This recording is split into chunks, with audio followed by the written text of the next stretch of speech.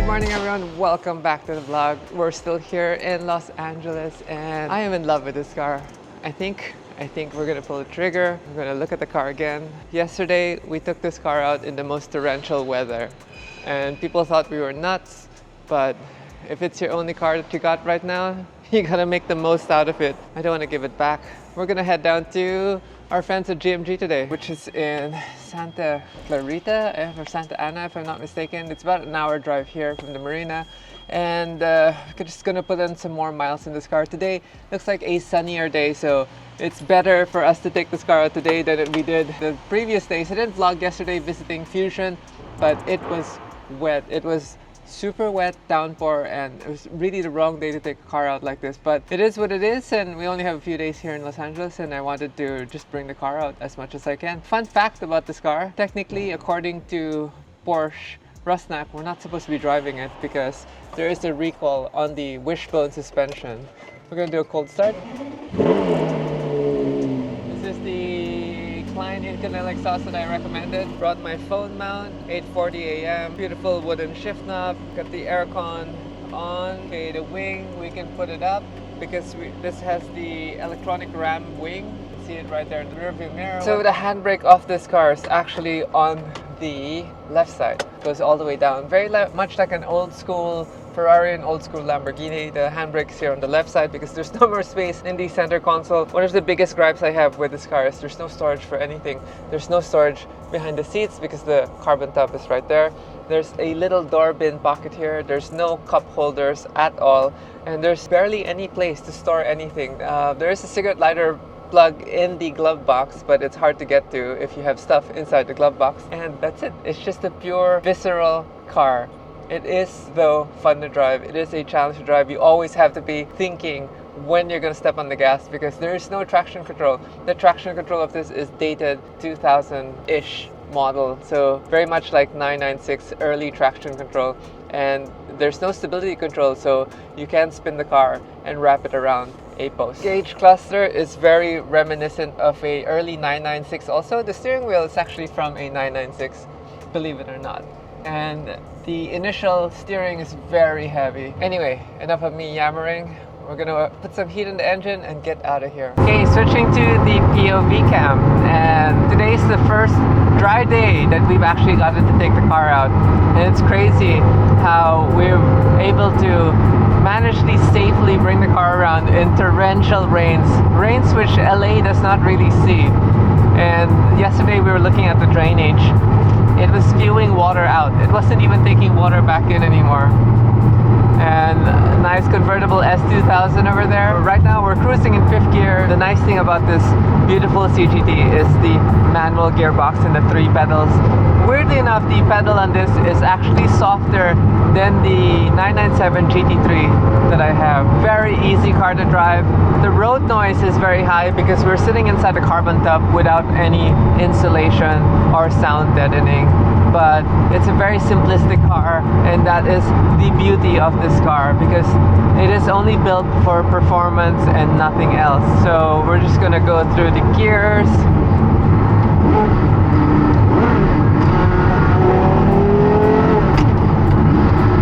Getting to hear that V10 open up just a little.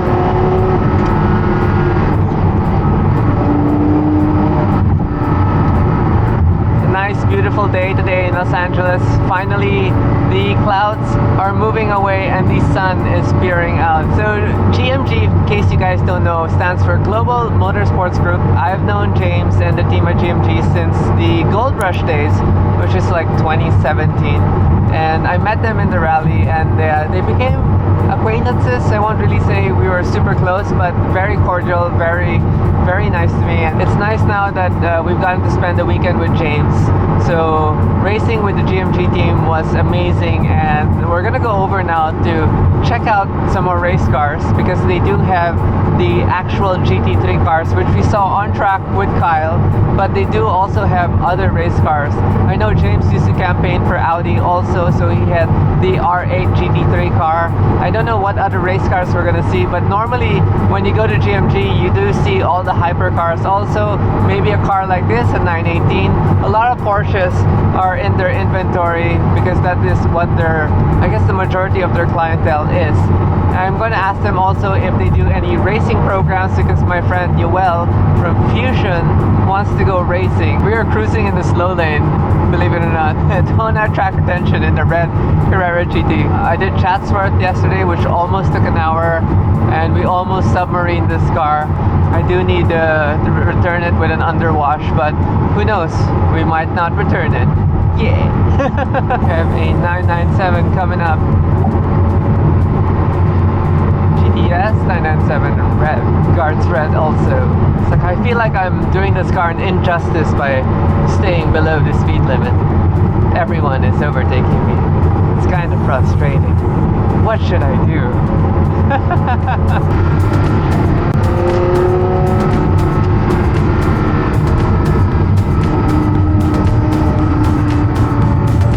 There's this weird undulation with the brakes that I can't really explain, but feels like the pads are grabbing and releasing. I don't know if it's the ABS module, but it's only when I'm slowing down and doing light pressure.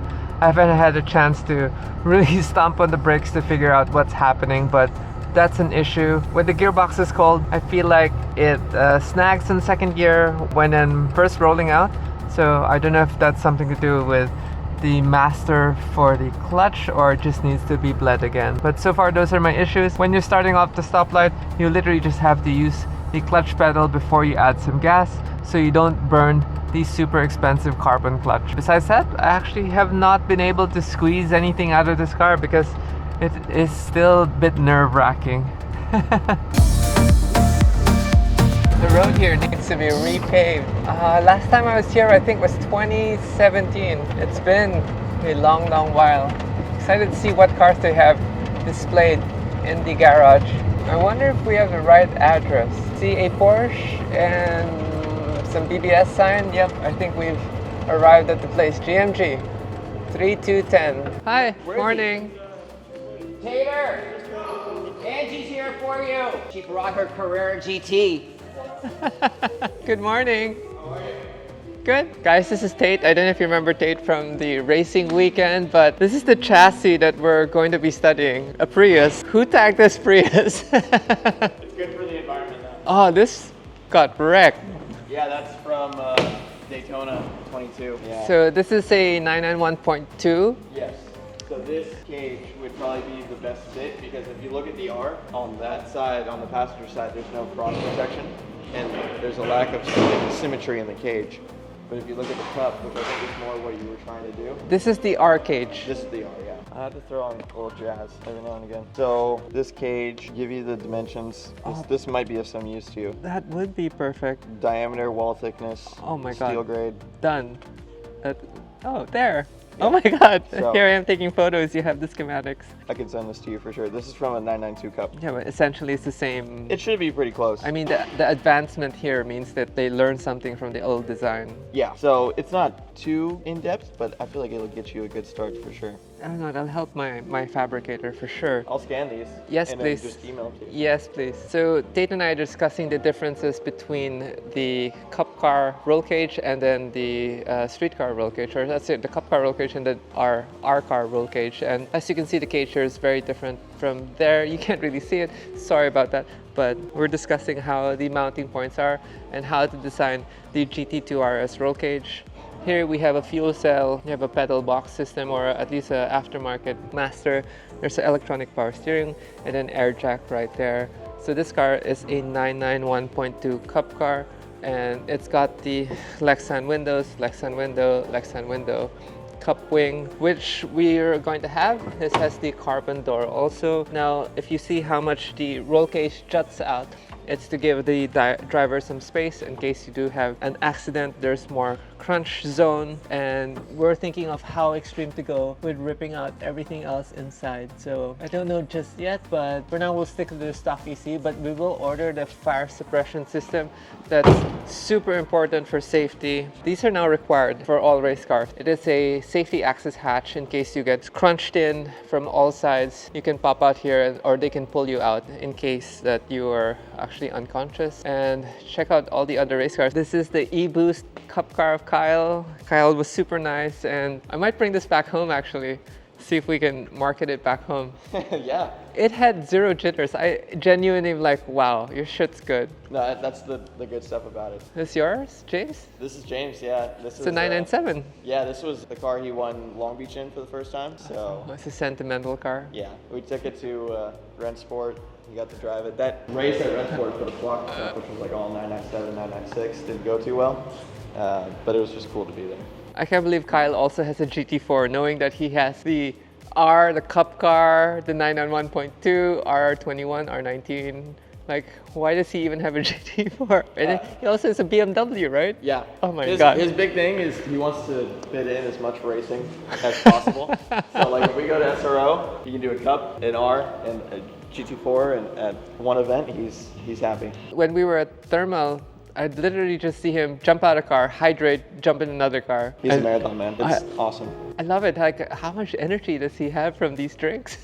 he gets pumped up, and he loves driving. I know. He's just there to maximize his seat time and It's weekend time. Yeah. So what's gonna happen to this car? Kind of depends on what you want to do. At the very least, I think we should just replace all those wheel speed sensors to prevent that ABS issue from happening again. But it only happened on one, but you want to replace everything for safety. I think when one starts to go, then the others aren't. It's so funny. It's just a magnetic hall sensor. Why? Yeah, I think what happened is maybe I have the sensor here. Some dirt might have gone into the plug. Yeah. And just caused it to fail. Non-motorsport plug. It's the connector is Motorsport, but the sensor itself is still like original, pretty low key. So how much further forward is the engine for this car? It's a good deal, and it's also pretty low down. If you look into the body here, you got a nice gap down here. So this is all pretty much just filler, and so it's pretty far forward.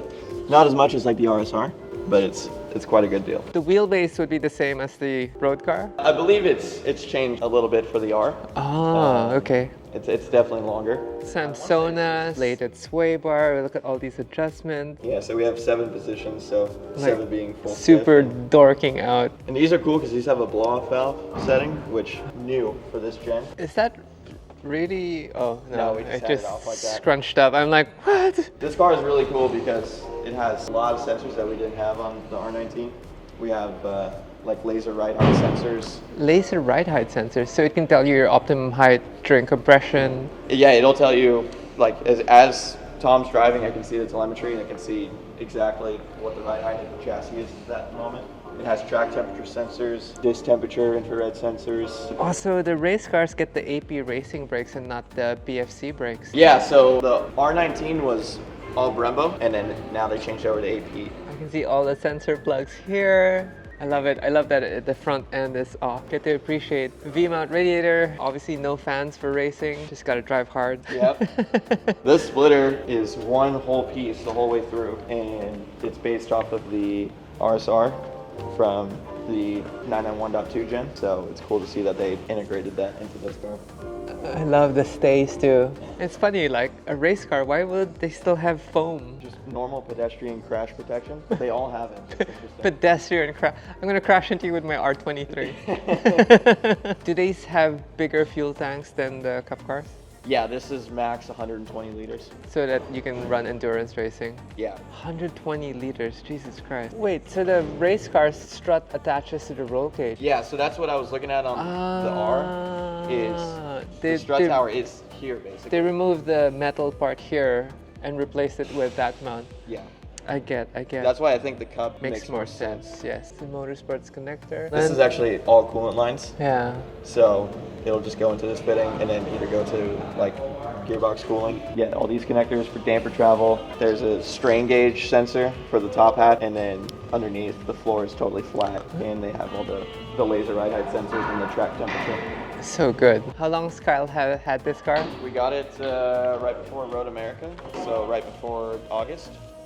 Those doors are so light. Look at all these gadgets. Battery, fire suppression. What's this box here? That has weight in it, so if we need to make minimum Ballast? weight. Yeah, that's another Drink bottle? Never seen a carbon drink bottle, but Motorsports, V-box, and then I guess ECU. This Yep. is a motor for... This right here is actually the clutch actuator. Oh, so it's for the, hydraulic. like the air shifter? Yeah, so the shifter itself is near the gearbox, but this actually has a hydraulic clutch with paddles on the top of the steering wheel. There's 2 paddles with like a big rubber pad at the top of the wheel. Yes. So you can, that's your clutch actuator basically. Oh, you don't have a third pedal? Yeah, exactly. Damn! Even that you can buy and delete delete having a clutch pedal. Does that make more sense weight-wise, or? For like spins and maybe weight, but basically it has a electronic clutch. So it has an auto stall function. So if you spin, you don't need to pull the paddles on the wheel or anything. It'll just automatically disengage the clutch, and then you can just use the paddles to re-engage. And so it's nice for saving yourself in an emergency. That is the most massive brake pedal ever. It's huge. And what's cool, you can adjust the ratio of how it's mounted. So that's what we're doing right there while the accelerator's going. And I grabbed the wheel. Yeah, go for it. Oh my god. So it looks like the cup wheel, except you have more dials. Yeah, it's a little shorter, like more of like a rectangle. And then I guess more digital, long lat, traction control, ABS, the map. Oh my god, so cool. Too cool. And then a radio, and then the brake bias. And there's that screen for a rear view camera. But you do have a rear view screen too. Yeah, here, I'll flip it on. So crazy. The deck lid's up right now, but Yeah. that's just going at all times. E-clutch. Yeah. That's the one. That's so good. Wow, that's a lot of lights over there. Yeah, they're good for night because they don't blind you, and they're just like a nice purple glow. Is that like a PDM system down there? Yeah, that's for all the power distribution. Wow. What brand is that? So, Cosworth. Oh wow, okay. Serious Motorsport. Is this the newest toy here at GMG? This is it. This is it. Technically, that's the newest one by year. Yeah, but let's see the flat bottom. The flat bottom is so that you can speed up the air through the under tray and exit it at a high pressure, sucking the car down. Look at this beautiful diffuser. I'm curious to know what this box is. Never seen that before. You have this weird box shape and it's a chunk. Okay, you can see it here. It just guides air out. It has this cool, it's got a nice divot right here, and it's just all flat the whole way through. Some Macadac. That's an interesting, so it's creating higher pressure and then squeezing it down. I'm trying to understand aero, so every time I look under a race car, in the old days, it just used to be as high as possible in the butt. And then now you can see that they have a different formation here. And you know, it's funny too, the wing doesn't have a gurney flap on it. Oh, so that means they're more efficient. This is like F1-esque. Yeah, it is, very much so. And what's cool what they've done with the splitter is they've made, so they have obviously the main structural layer. Yes. And then they want to say it's like 12 or 11 sacrificial layers. So they know it's going to get scraped up over time. So if you look closely, you can see the pattern change from this structure. Now it's to this structure with a different weave. And now we're on like this layer with even more different weave. So thought about it, especially with the skid plates, with the wood too. Balsa wood, baby. Love it. Still in motorsports. And then we can use shims, all these different points on the floor. So what we'll do is we'll put the car up on stands, completely use a laser, and use that as like a full level, and then we'll have to shim the floor to make it level. That's a huge tuning tool on these cars. Oh, like meaning level this way and that way. Yeah, like if you had a laser going perfectly parallel to the car, you need to make the floor exactly equal. So what you do is you have all these measuring points throughout. That is so nuts. You'll be on the ground, you'll have the laser going, Yeah. and then you'll just stick your ruler, match it up to the laser, okay, 5 mil here, 5 mil mil. here, like, and then Wow, that's so much work. that's probably the longest part of the setup to do on this car, but it pays off. It's very important on this thing. That's like teaching me to be super detailed with how we build the cars back home. It's like, that works, let's just go with it. I mean, I would say that's like 92% of the battle, getting it to fit and look good. I know. Then you get to do like the fun stuff like this, which is what I like to nerd out upon. Like, do you have quick disconnect brake fittings on any of your stuff back home? No. Like, so like all these, like if we're doing the pit stop, you could just unplug the caliper right here. And how's the bleeding for quick disconnect brake fittings? So what's nice about it is a dry brake. So if you disconnect this, the system's shut. It's not supposed to let any air back in, and then you can just throw on a new caliper right away. And then go on your way. I mean, for endurance racing, it makes sense, right? Yeah. I'm struggling with the brakes. Okay, come in, we're gonna change the whole caliper. Yeah. No, you would do the whole caliper with new pads already in it on the disc. So basically you would just take this whole thing off, do the quick disconnect, take the whole thing off, and then throw the new assembly on. That's so nuts. And this pad is so thick. It's Nice like endurance pad. twice the size of a normal brake pad. This is the Paget, which we use a lot on the R's. Nerding out here with Tate. I bought you a bottle present. You got me a present? Happy holidays. Bro. Yeah. That's what we do in Romania. We take care of our friends. How are you? buddy? Good, good, good. Nerding out. While Tate's looking at specs, we're looking at an R19. So this is the basis for the GT2 RS and what we're going to do with the car. And it's nice that we get a chance to study the actual race car before we build the road-going version of this craziness. This is the really cool strap that I want to get. But check that out. This thing still, yeah, motorsports style system running through the cage.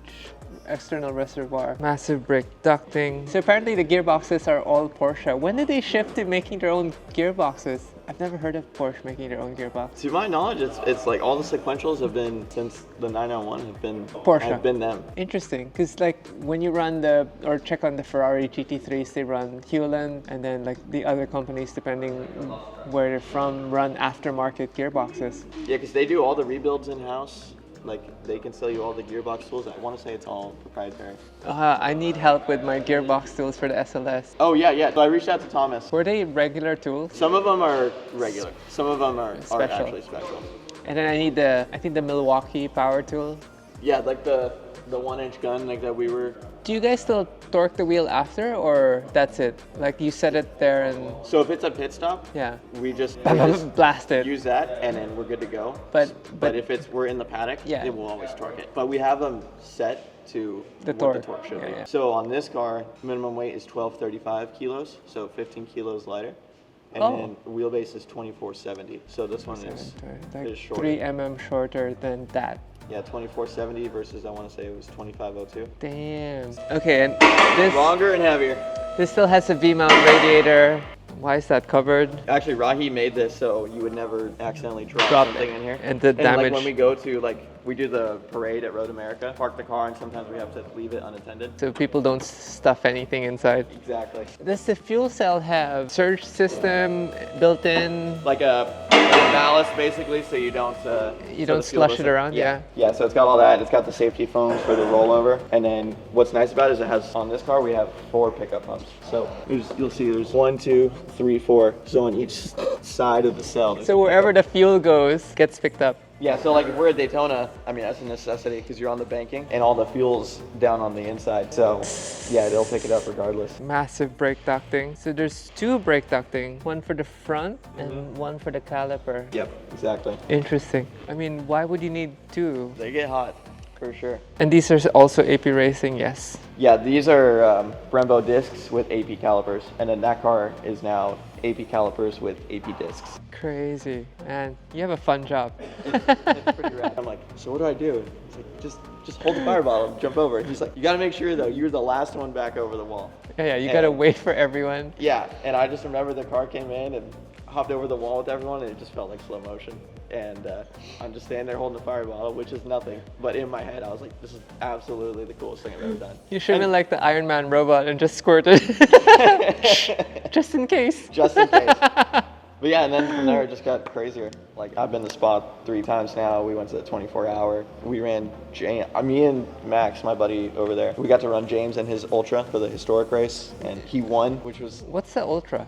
the R8 Ultra, the first gen Oh, R8 yes. GT3. The blue one that James is famous for. Yes, the blue and the orange. So I've had a lot of really And cool and now you're experiences. the data guy. Yeah, I do pretty much Data and parts. data, parts, team manager. Everyone on the team is super awesome, and it's just a blast working here. But I just taught myself the data. I like to nerd out on it, as you know. Yeah, And, I love it. I wanted to learn more, and so I just started staying here late and just plugging into the cars, and now. This is for you. I Oh count. my god, no, I don't. I bought more than I don't know what I counted at the store. It's just a Romanian Thank red you. wine. Thank You're you. the man, Christy. Happy I know. holidays. Happy holidays. So I'm going, brother, because I have other shopping You're for good. my wife to do and stuff. Go I'll see you next pleasure year. to meet you. Same here. Thank I hope you. I'll see you racing again. Yes, yes. All right, buddy. Now I have.